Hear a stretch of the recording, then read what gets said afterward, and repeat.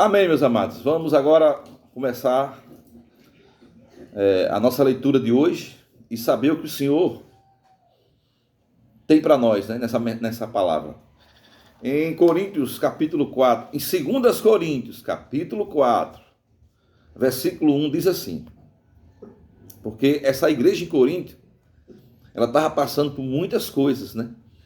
Mas depois passou por muitas situações, né? Muita confusão. Por quê?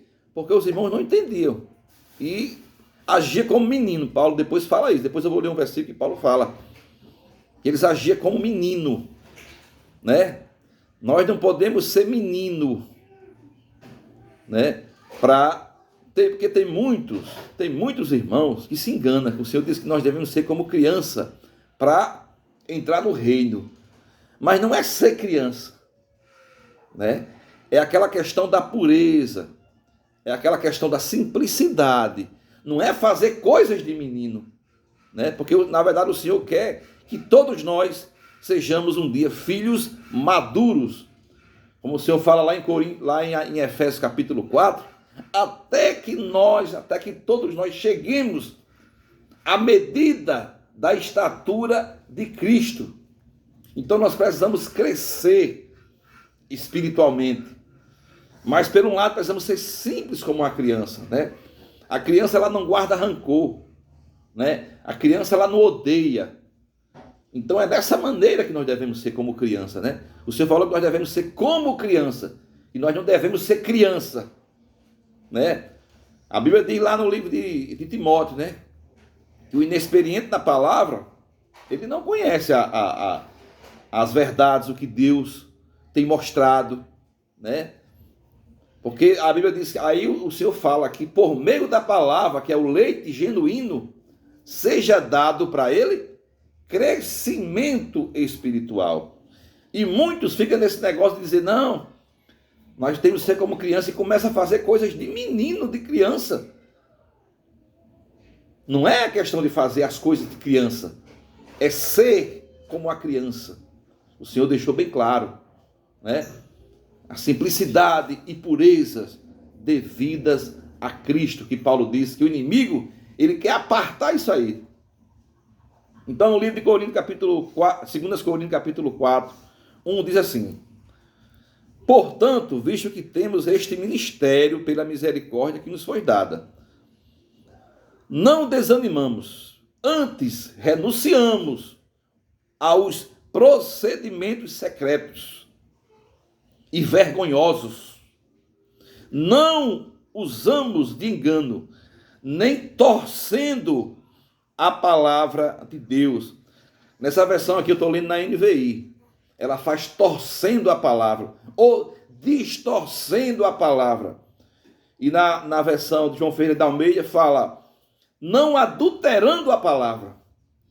Paulo aqui faz uma advertência aos irmãos.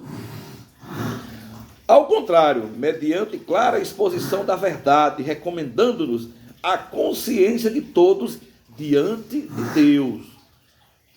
A gente viu na lição que a nossa consciência é uma parte lá do Espírito, que julga o que é certo e errado, não é segundo o homem, mas é segundo o que Deus. Né? Muito de não, mas eu vou fazer isso, não, porque eu tenho liberdade. Você pode querer fazer as coisas, mas você tem uma consciência. Será que isso aí está de acordo com a vontade de Deus? Será que você está agradando a Deus? Tem que prestar atenção nesses pontos. Mas se o evangelho está encoberto, para os para os que perecendo, é que está encoberto. Isso é sério, irmão, diante de Deus. Porque ele diz assim, ó, e o Deus desta era cegou o entendimento dos incrédulos, para que não veja a luz do evangelho da glória de Deus, que é a imagem de Deus. Eu vou chamar a atenção aqui nessa parte que fala que o Deus desse século cegou o entendimento dos incrédulos.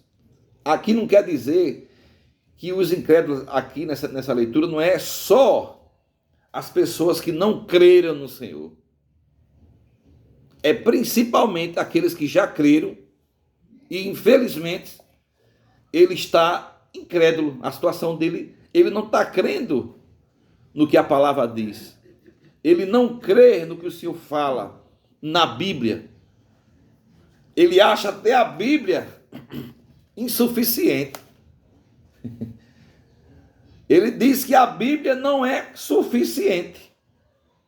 Então, quando você fala um negócio desse, você está numa situação de incrédulo, porque o Deus desse século cegou o entendimento. Para quê? Para que eles não vejam a luz do Evangelho. Aí ele diz assim, ó, Paulo ainda continua, mas não pregamos já nós mesmos, mas a Jesus Cristo, o Senhor, e a nós como escravos de vocês, por causa de Jesus. Na versão João Ferreira de Almeida fala que nós somos servos, mas essa palavra servo no original significa escravo. Nós não passamos de escravo. Apesar que hoje muitos querem estar numa posição, né, ali no topo, num trono sentado, comandando. Nós não passamos de ser escravo. Para mim é uma honra, irmão, dizer que sou escravo do Senhor. E nós somos escravos também dos irmãos. Somos servos dos irmãos também. Mas na prática, irmãos, é diferente. Que o Senhor tenha misericórdia de nós. No outro vídeo a gente vai falar mais.